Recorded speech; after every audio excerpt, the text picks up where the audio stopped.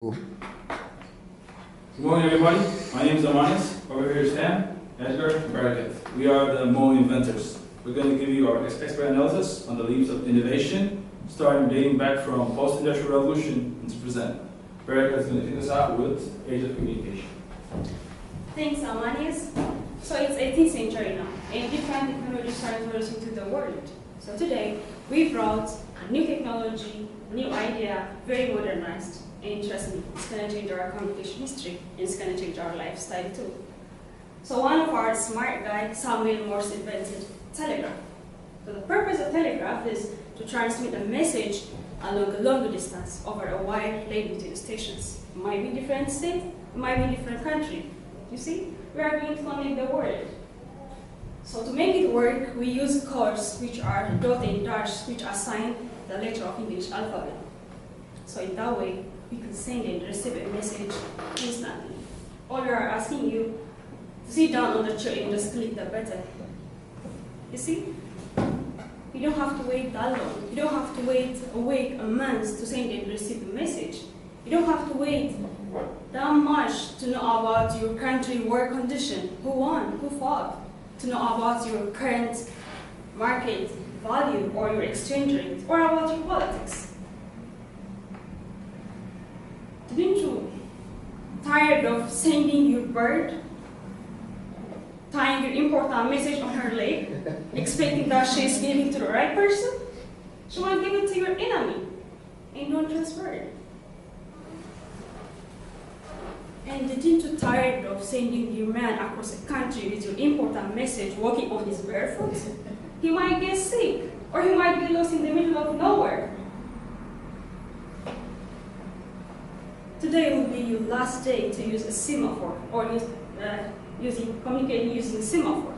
You and your friend standing up in different locations or stations and holding a telescope and a flag and trying to understand the movement of flags. Not anymore. We're gonna change this. And we are using this for decades. Things how it works. Hold the mics. Hello? Hello? How are you? What? How are you? You see?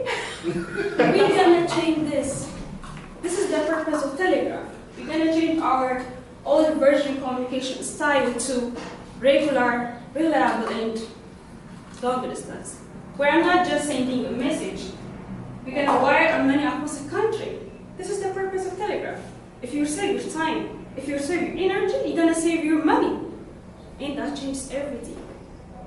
So telegraph is the big influence in our communication history. Thanks for listening. And I'm gonna pass it to Edgar. Thank you. Has anyone ever heard of penicillin? Yeah. Do you guys know where it comes from? No. Oh, okay.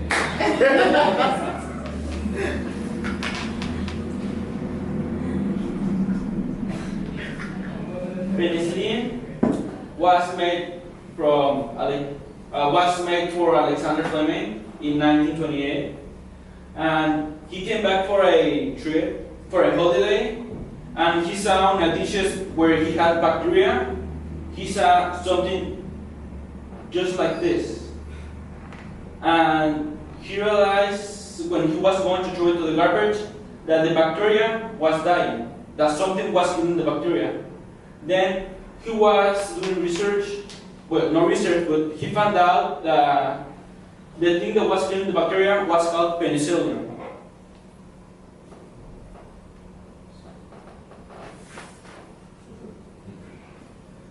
Was called penicillin. And he called penicillin. And this is an example of how penicillin kills bacteria.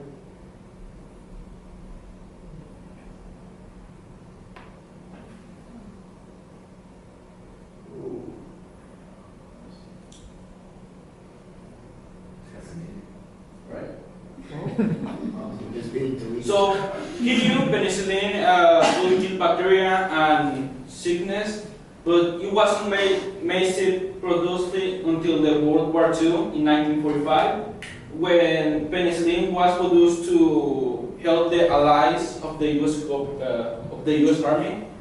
And back in 1928, injuries like this one right here could be mortal because the bacteria could kill someone if it wasn't treated correctly.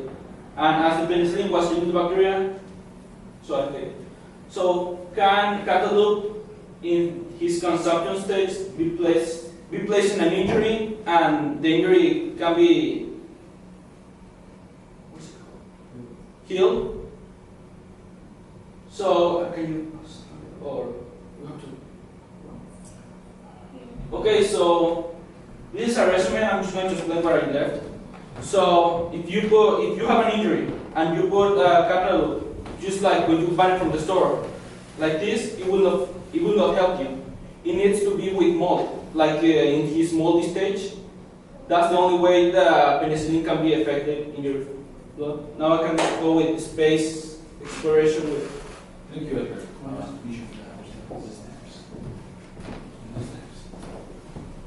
So, hi everybody. I'll be explaining about space exploration.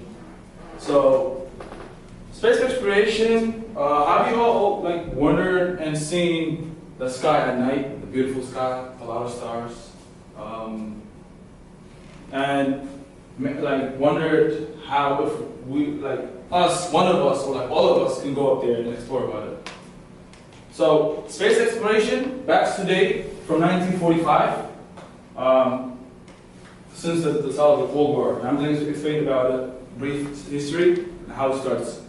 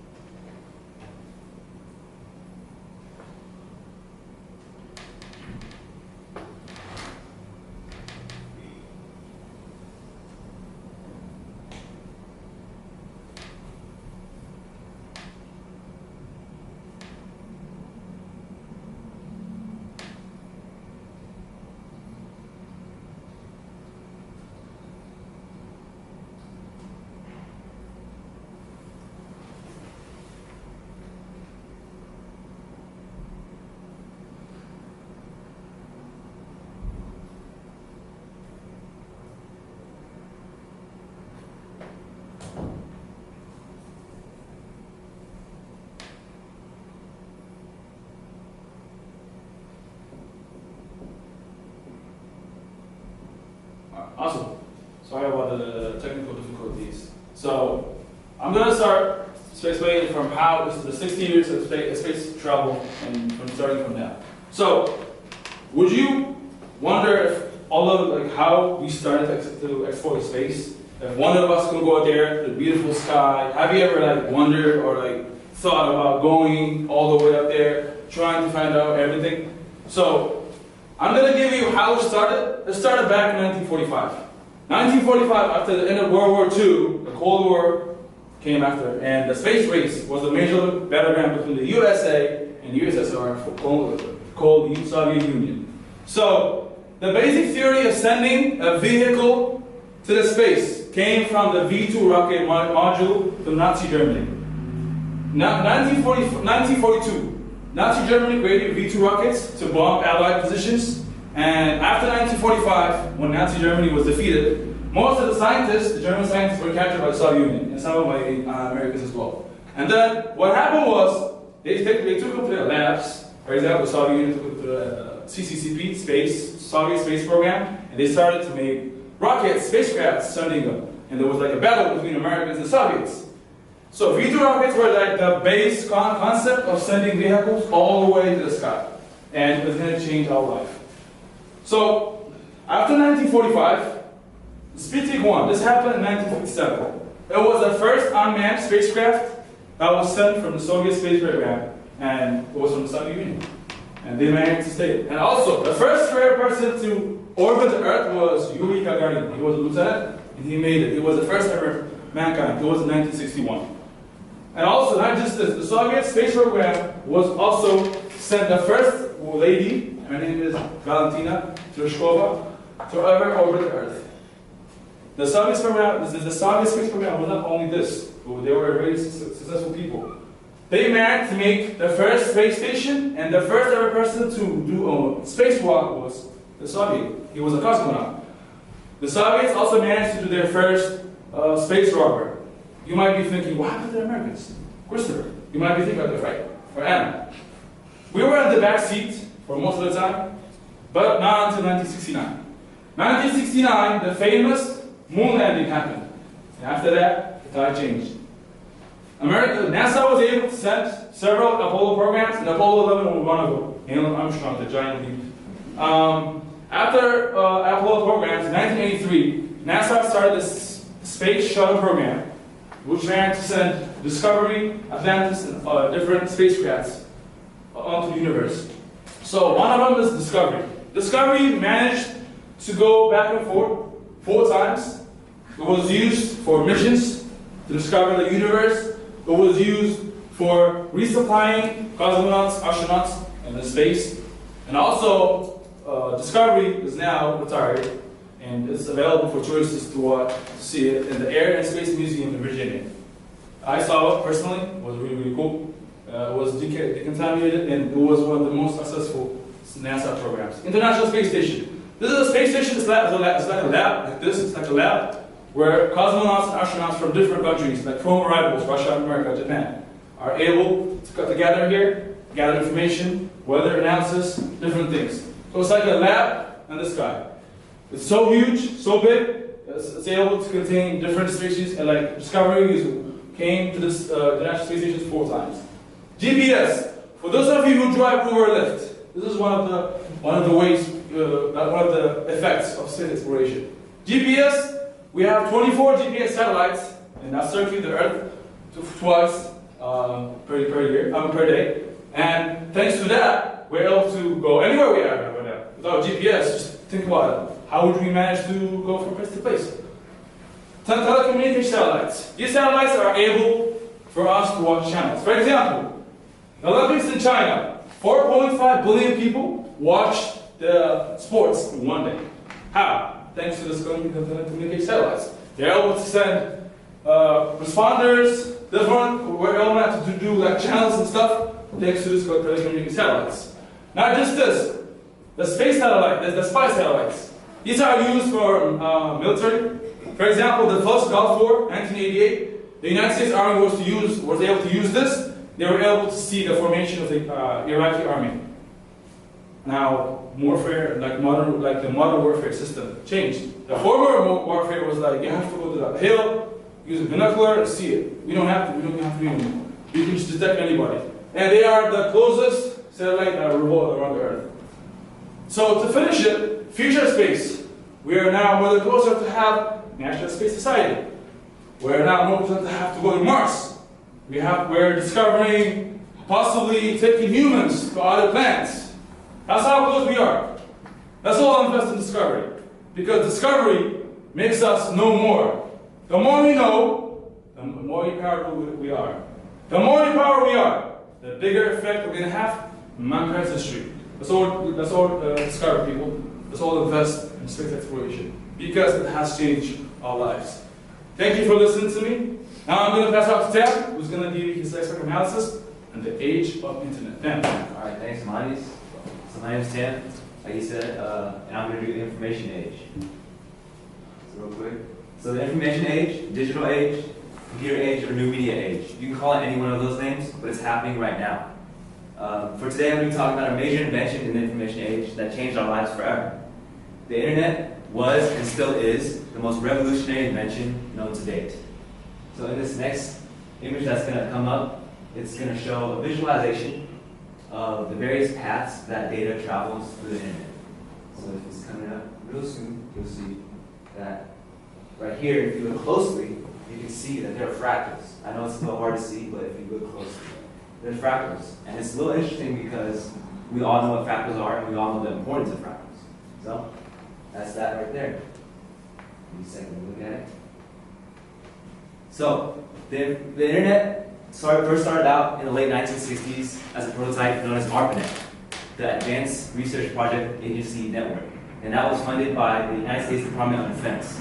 Now, the ARPANET uses a method of data transmission called packet switching to allow multiple computers to connect to a single network to communicate with each other. Now, researchers eventually added more and more networks together to form the internet, the modern internet. Now, fast forward to 1990, the World Wide Web was invented, which quickly became the most common means of accessing data online in form of websites and hyperlinks. Now, the World Wide Web helped popularize the internet to the public and quickly became a means of accessing vast amounts of data daily. Right? Now, the world as we know back then was just boring and slow. Now, in order for humans to obtain information, one would have to read books or ask questions, right? The library back then was way more valuable than it is now. Humans had to spend hours to search information, wait on information, and had to travel like long distances just to get information. Now with Google, you can just use Google to access any information and learn anything. It really just advanced our society by leaps and bounds. And another thing that the internet did was it changed our lifestyles. So in almost everything we do, we use internet. But before the internet, we had to do things separately. We didn't have anything else. We had to just physically go to places to understand anything. We had to travel. So drive, walk, bike, etc. But now, in the comfort of our own home, 1 or 2 clicks away, we can be updated with the news. We can also order pizza. We can just, phone a friend, anything. With the invention of the internet, humanity is in a fast-paced, irreversible trajectory towards a greater collective intelligence. And it's just really important that we understand how important and how valuable the internet is, because it really just changed our whole lives.